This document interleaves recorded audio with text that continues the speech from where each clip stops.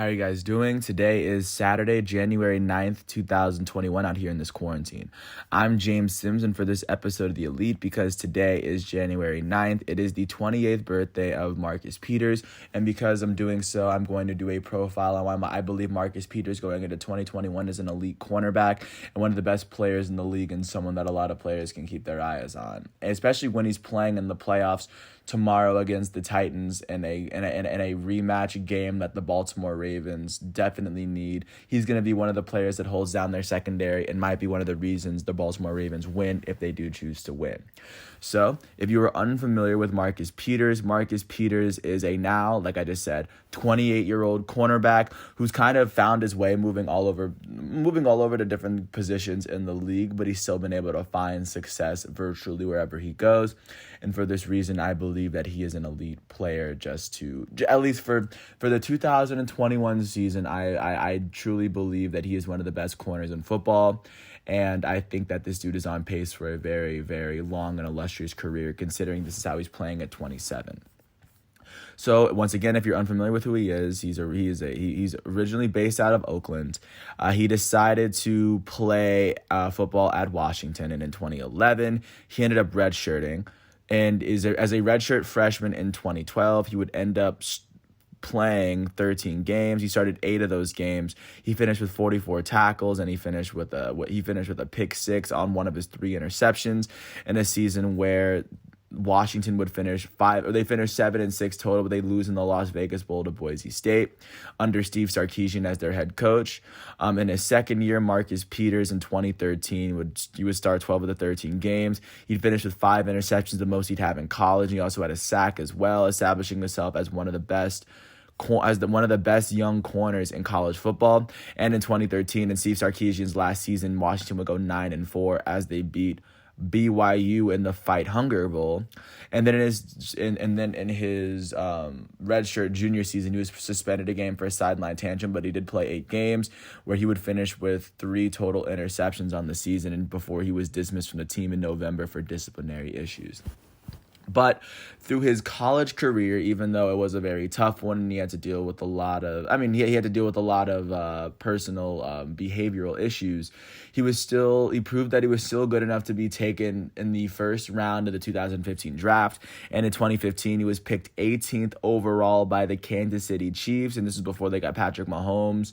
So this is a very big transition for him, as he was establishing himself as one of the best players, not one of the best personalities, but he was still one of the most elite players coming out of college, and just by going through the scouting combine and just through proving through an amazing rookie season how good he was, he's shown his worth in the league.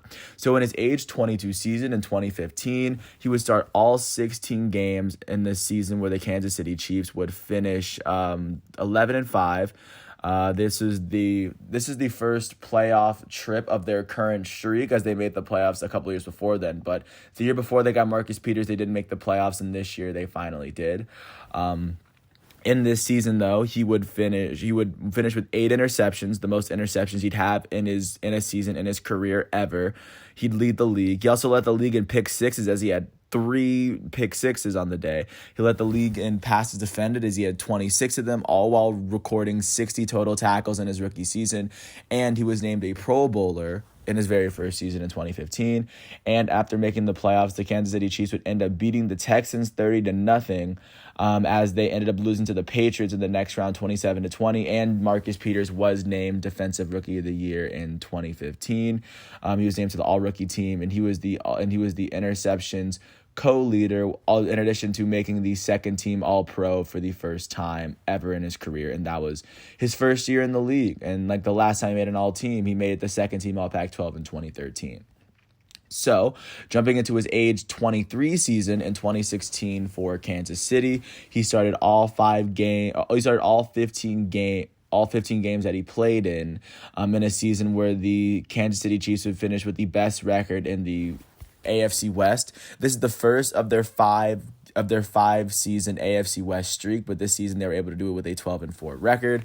And in this season, Marcus Peters would finish with 6 interceptions. The second time in his career he finished with that many. He'd finished with a forced fumble. He had 20 passes defended, the second most passes defended in his career, and the second and only time he was able to do so in a season. He also finished with 45 combined tackles, and after they made the playoffs, the Kansas City Chiefs would lose to the Steelers in the divisional playoffs.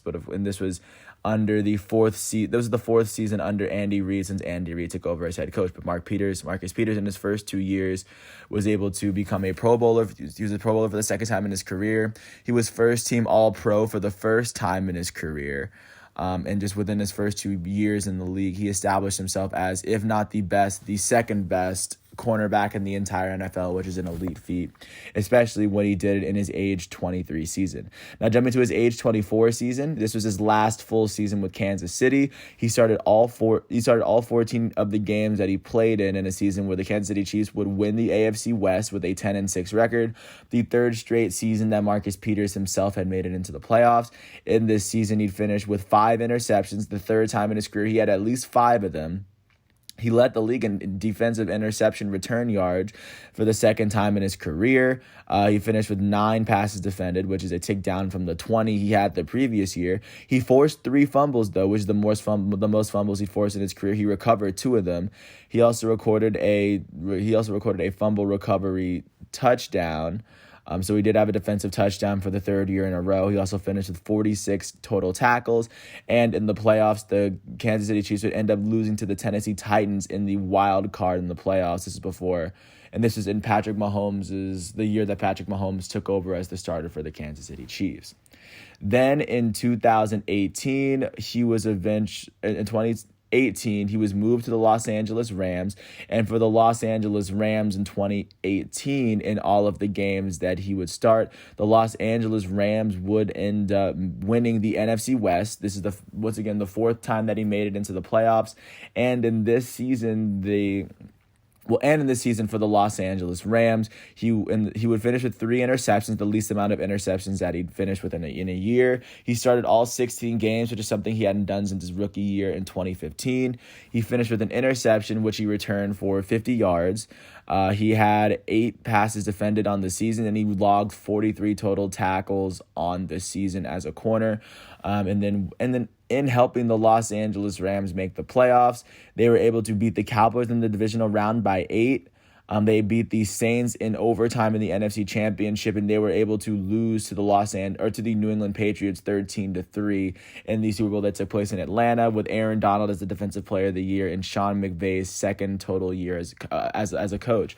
And then Marcus Peters is doing pretty well, even though he had sideline issues with the team. And he was actually exercised to the 5th. He exercised the 5th year of his contract while in Los Angeles. But while doing so, he was able to help the Rams get to the. He was able to help them. He was one of the pieces that helped the Rams get to the Super Bowl. Marcus Peters, all the same guy. So then in 2019, which would be his age 26 season, he would start all 15 games he would start 15 of the 16 games that he played. His first 6 games would be played in Los Angeles, and then for the Rams, in those 6 games, he'd finish with 2 picks, one of them being a pick 6, as he helped, and then as in by the middle of the season, he was traded to Baltimore. He would start 9 out of 10 games in Baltimore, where he finished with 3 picks to give him 5 interceptions on the season. This is the 4th time he's been able to do so in his career. He finished with 2 picks, both of his picks for Baltimore coming against LA. He had 2 interception touchdowns, 2 pick sixes, one of them coming against the Rams. He had 3 pick sixes this season, the most he'd have in a season in his career. And in addition to having 5 picks in a season for the 4th time in his first 5 years in the league, he led the league in interception return yards for the 3rd time in his 5-year career. At this point, he also had a fumble recovery, and he finished with 53 combined tackles, the second most tackles in his career up to date.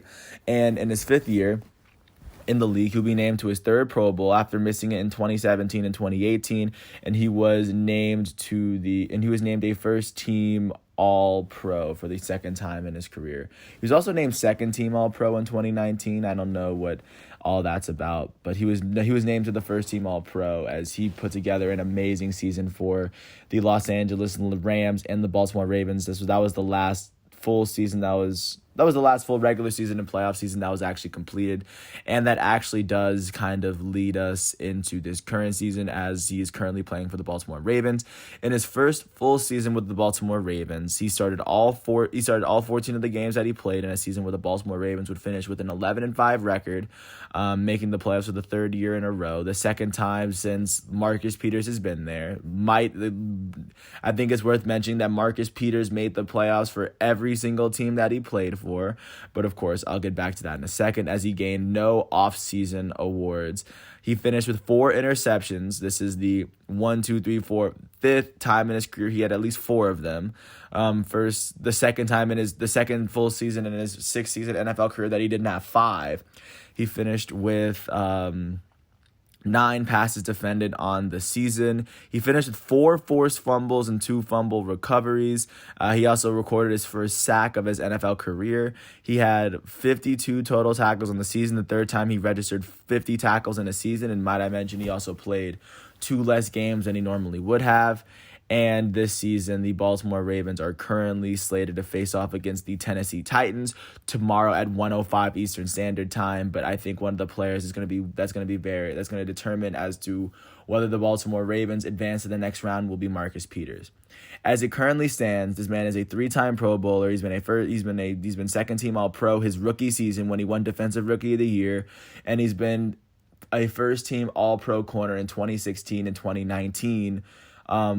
2019 being incredibly recent, and ever since he's taken over for the Baltimore Ravens, he is one of the best defensive players on one of the best football teams in the NFL. I mean, of course, his off the field issues are incredibly important, but considering the amount of success that he leads the team to on the field, I think he's one of the few players where his off the field issues don't correlate to his on the field success. And just by saying so, he's just a very dominant corner that not many players can get past, not many quarterbacks can throw past.